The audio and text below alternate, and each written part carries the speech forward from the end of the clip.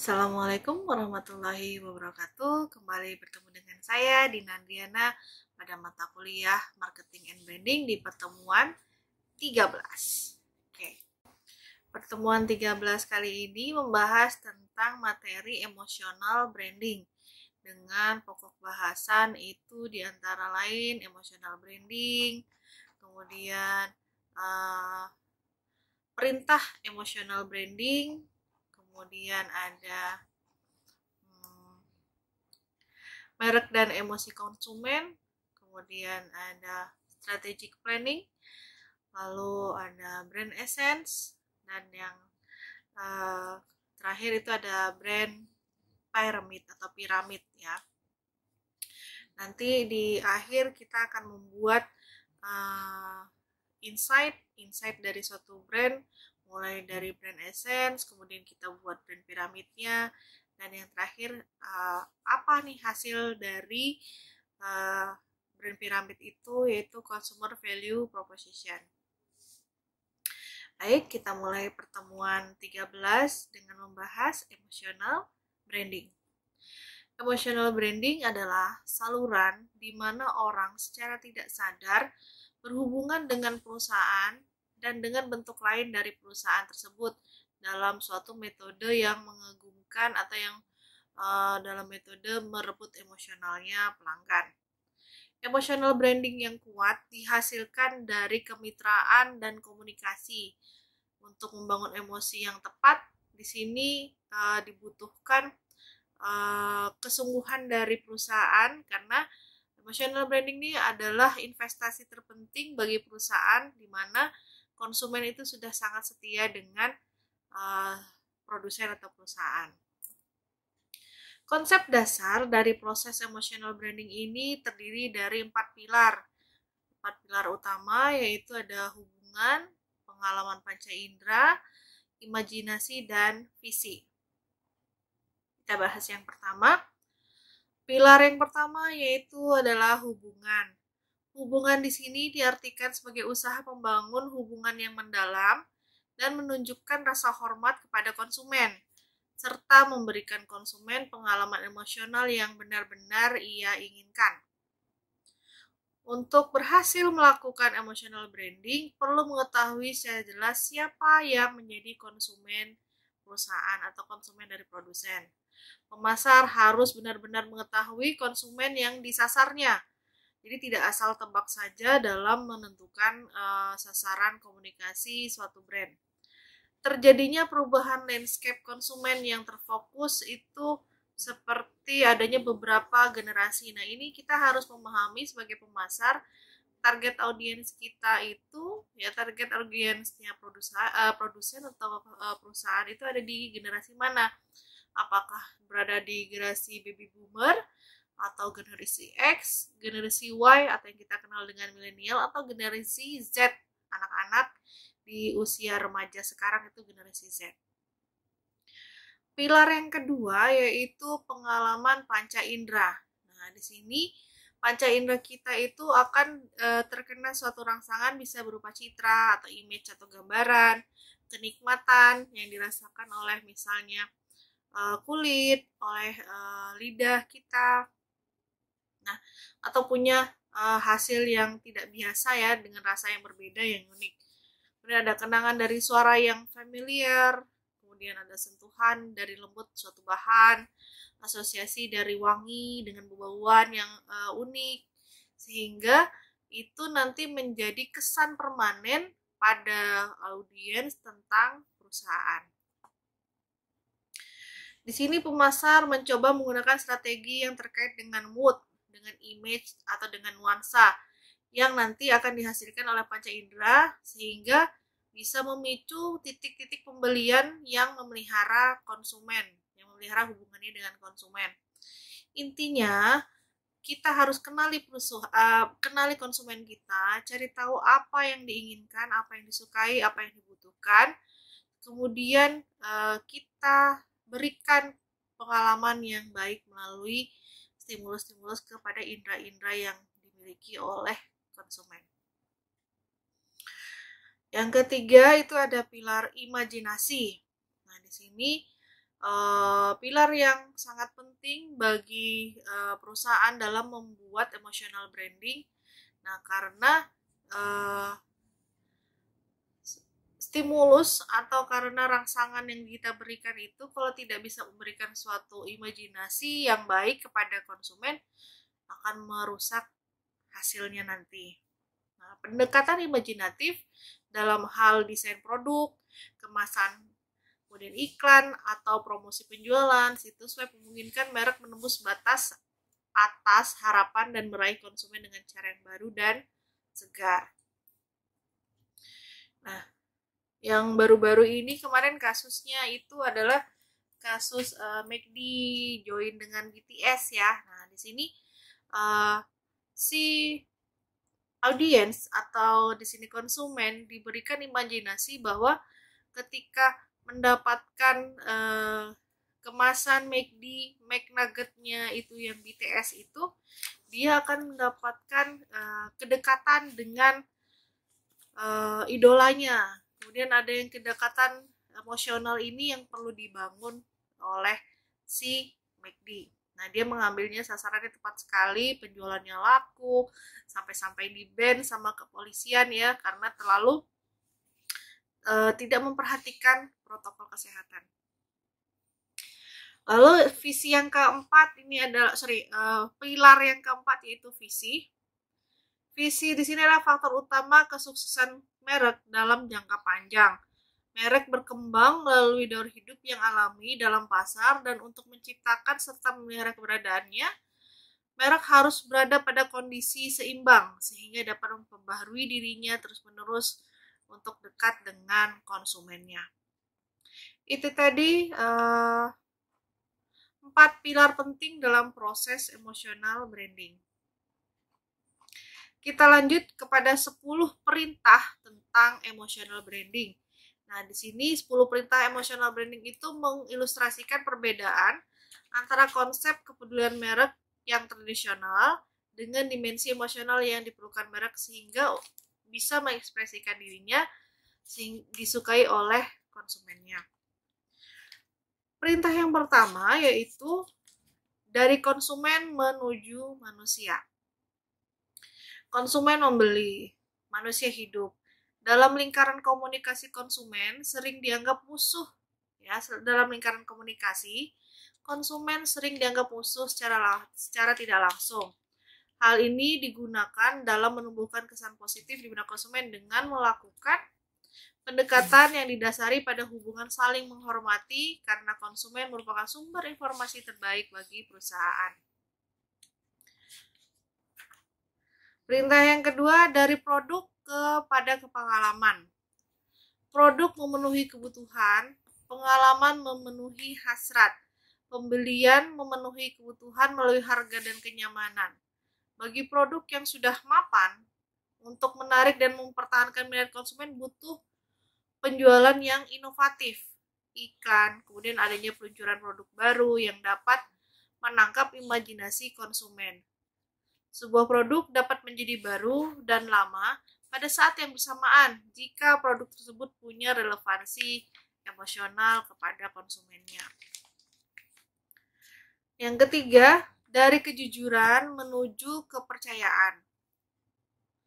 Kejujuran diharapkan, kepercayaan bersifat melekat. Oleh karena itu, untuk memperoleh kejujuran dan kepercayaan dibutuhkan perjuangan yang keras dari produsen atau pemasar.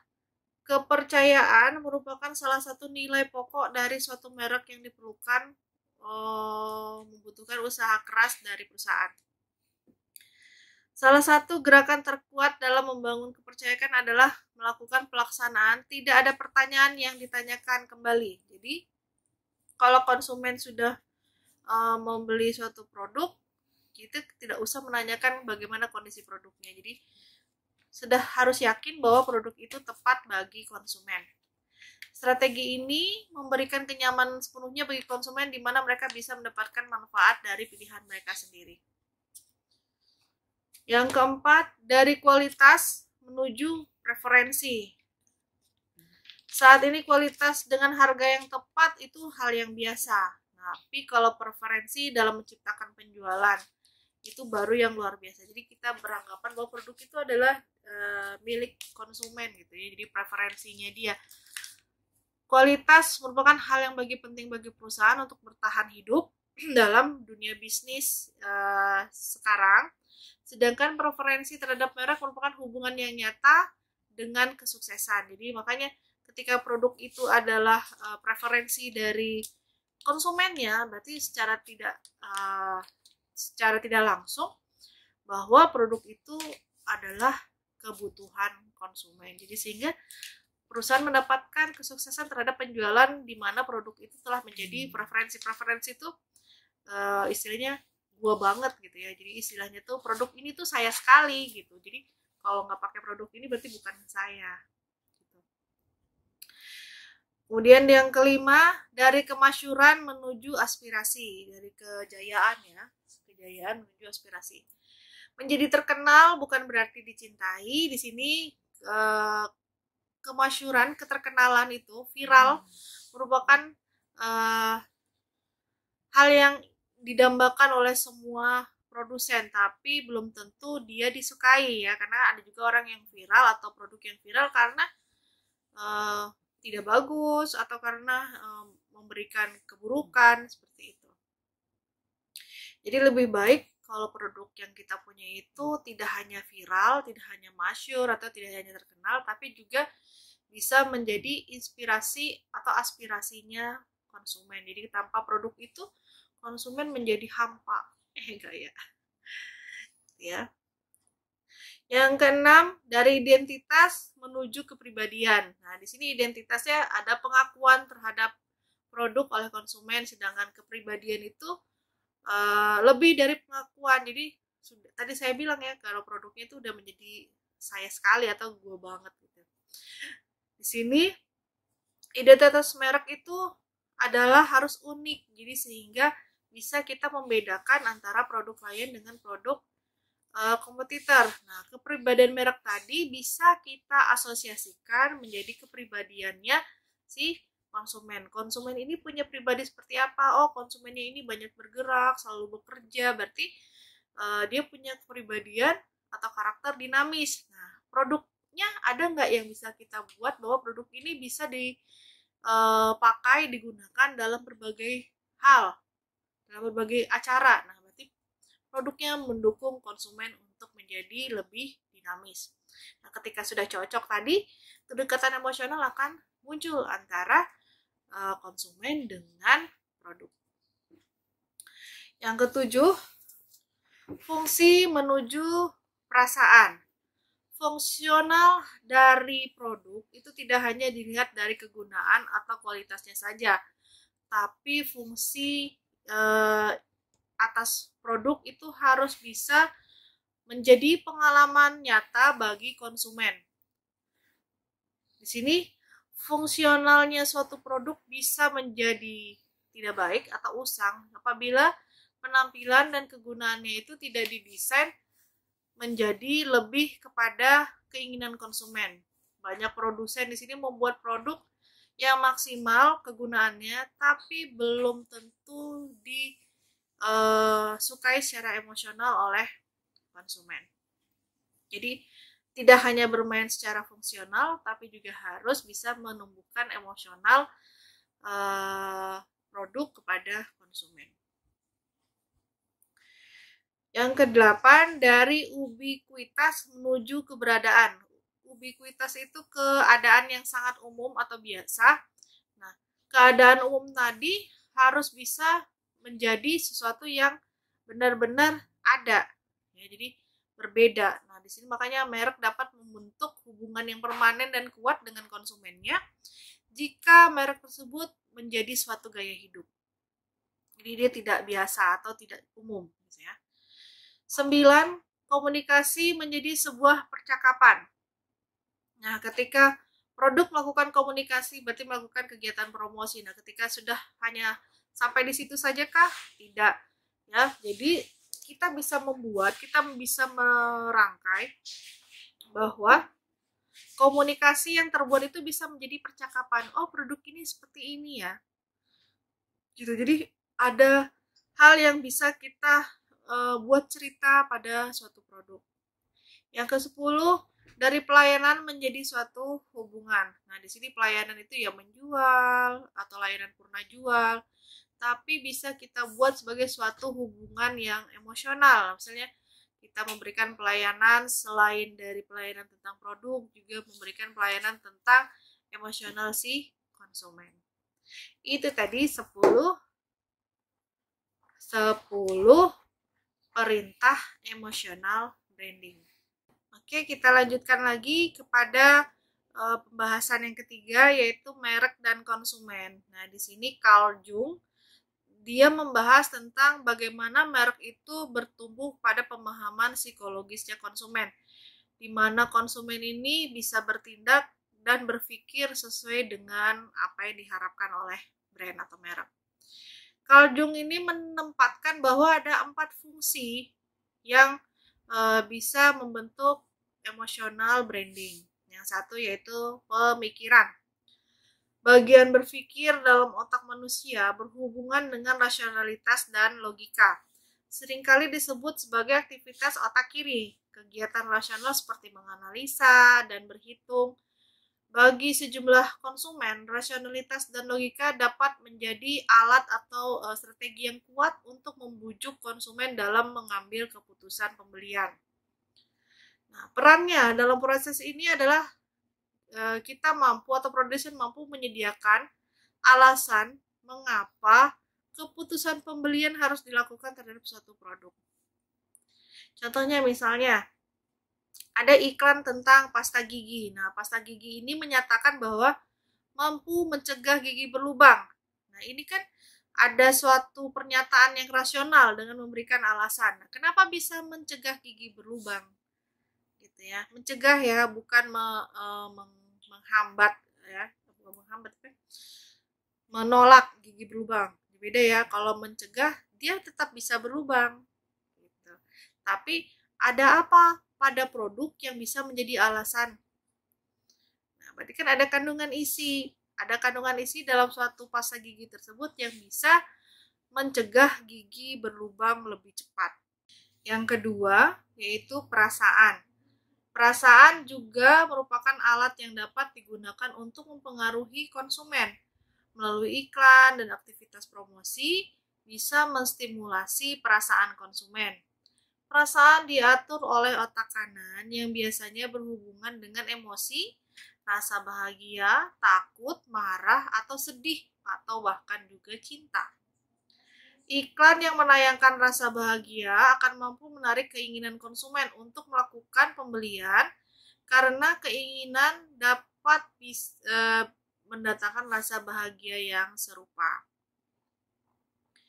Yang ketiga yaitu sensasi. Nah, sensasi berkaitan erat dengan sentuhan, rasa, suara, bau, atau penglihatan. Karena sensasi ini dirasakan dari rangsangan pada panca indera manusia. Nah, sentuhan, rasa, suara, bau, dan penglihatan tadi merupakan hal yang dibentuk oleh otak kanan. Pemasar dapat menstimulasi sensasi melalui aktivitas promosi seperti penyediaan tester atau hadiah atau misalnya premium yang bisa dicoba secara gratis. Sensasi berhubungan dengan emosional dan perasaan sehingga berpengaruh signifikan terhadap keputusan pembelian. Misalnya contoh ada perusahaan parfum seperti menyiapkan tester-tester yang parfum disemprotkan ke kertas untuk dicoba oleh konsumen. Nah, di sini sensasi yang terjadi itu pada sensasi wangi-wangian atau bau yang dihirup oleh hidung. Nah, ini juga bisa menjadi salah satu cara untuk menumbuhkan emosional branding. Yang keempat ada intuisi. Nah, intuisi dikatakan sebagai penyimpangan dari rasionalitas dan logika. Seringkali muncul karena adanya tindakan impulsif atau terdesak ya. Ketika konsumen berkata, saya tidak tahu kenapa membeli baju itu, nah berarti ini dia membeli karena intuisinya, karena bukan berdasarkan logika. Sentuhan emosi mampu membuat perbedaan yang signifikan pada merek. Merek yang mampu memasarkan produk dengan tampilan atau pesan unik biasanya bisa memenangkan persaingan. Konsumen saat ini sangat menuntut.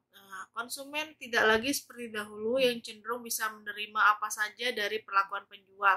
Bahkan konsumen di sini menginginkan adanya hal yang personal, seperti misalnya konsumen ingin merek itu mengerti akan mereka, akan mengerti akan konsumen. Emosi biasanya berhubungan dengan peristiwa tertentu dan sangat bervariasi dalam berbagai dimensi. Nah, di sini bisa saja nanti pemasar itu membuat iklan-iklan atau promosi-promosi yang berdasarkan pengalaman pribadi dari konsumennya.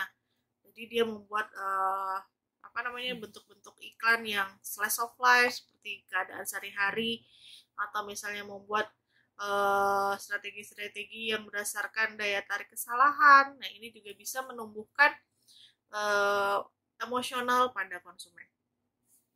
Ya, tadi ya ada strategi kesalahan. Perasaan bersalah ini akan mendorong seseorang untuk melakukan tindakan perbaikan. Sementara perasaan menyesal ini akan mendorong konsumen untuk mengurangi perasaan menyesal dengan cara-cara yang menyenangkan atau konvensional.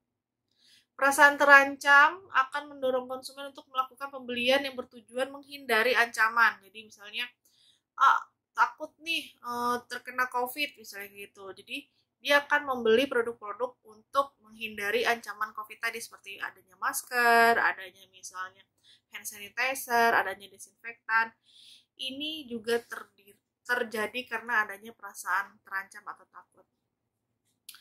Perasaan takut yang disertai dengan tanggung jawab pada diri sendiri mendorong konsumen membeli produk-produk yang punya khasiat tertentu pada dirinya.